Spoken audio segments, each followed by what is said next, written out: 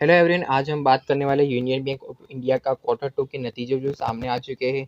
तो चलिए देखते हैं क्वार्टर टू के नतीजों के बारे में। पहले क्वार्टर टू के नतीजों में मैं बात करूँ तो कंपनी की जो नेट इंटरेस्ट इनकम है वो करीब 9% से डाउनफॉल हुआ। करीब इस साल कंपनी की नेट इंटरेस्ट इनकम 9,042 करोड़ के आसपास देखने को मिली, जबकि प्रीवियस क्वार्टर में 9,145 करोड़ के आसपास ही नेट इंटरेस्ट इनकम थी। नेट इंटरेस्ट इनकम में यहाँ पे 0.9% का फॉल देखने को मिल रहा है। तो यहाँ पे मैं कंपनी के इंटरेस्ट की बात करूँ तो कंपनी ने जो इंटरेस्ट अर्न किया है इस साल वो 26,708 करोड़ के आसपास देखने को मिल रहा है, जबकि पिछले प्रीवियस क्वार्टर के अंदर 24,586 करोड़ के आसपास का ये नेट रिटर्न इनकम। तो यहाँ पे थोड़ा बहुत जंप आपको देखने को मिल रहा है, जबकि प्रीवियस क्वार्टर के अंदर की बात कर ले तो प्रीवियस क्वार्टर के अंदर 26,343 करोड़ के आसपास का कंपनी का जो है वो इनकम देखने को मिली थी। जो इस क्वार्टर्स के मुकाबले आप देखो तो कुछ ज़्यादा जंप नहीं देखने को मिला, 35 करोड़ के आसपास का ही जंप आपको देखने को मिल रहा है यहाँ पे।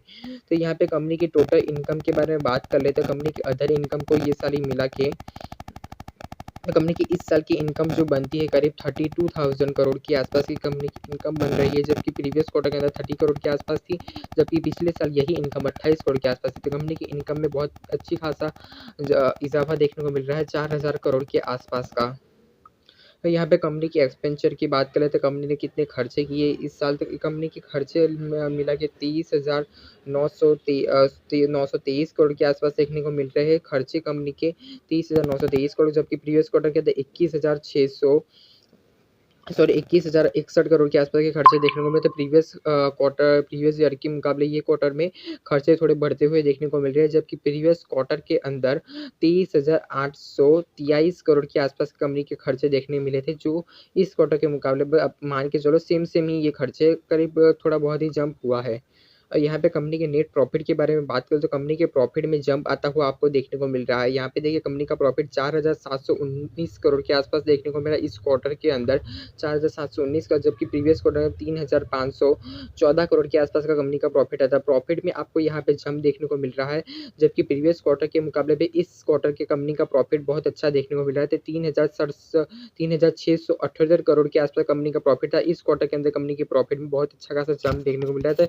ये शेयर हम प्रेडिक्ट कर रहे हैं कि कल के दिन ट्यूसडे के दिन ये शेयर आपको ग्रीन क्लोजिंग देगा, गैप अप ओपन होगा। गैप अप ओपन होने के बाद अगर ये शेयर कंटिन्यू रैली कर सकता है कल के दिन के लिए, गैप अप ओपन होना चाहिए शेयर। गैप अप ओपन होने के बाद कंटिन्यू रैली का तो आप इस शेयर को बाय करने के लिए ले सकते हैं, पर हाँ हो सकता है सेकंड हाफ में थोड़ी बहुत सेलिंग होती हुई आपको देखने को मिले।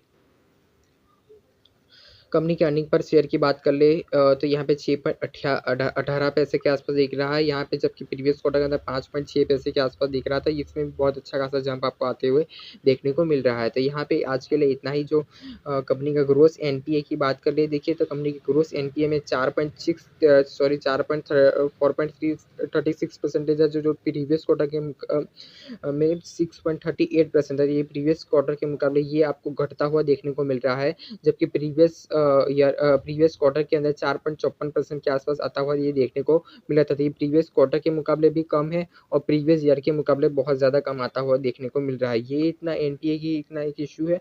एनपीए रेशियो कंपनी के नॉन परफॉर्मिंग एसेट के बारे में बात है। ये कंपनी के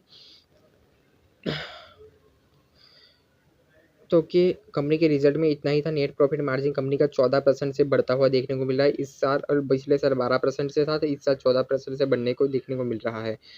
तो आज के लिए इतना ही।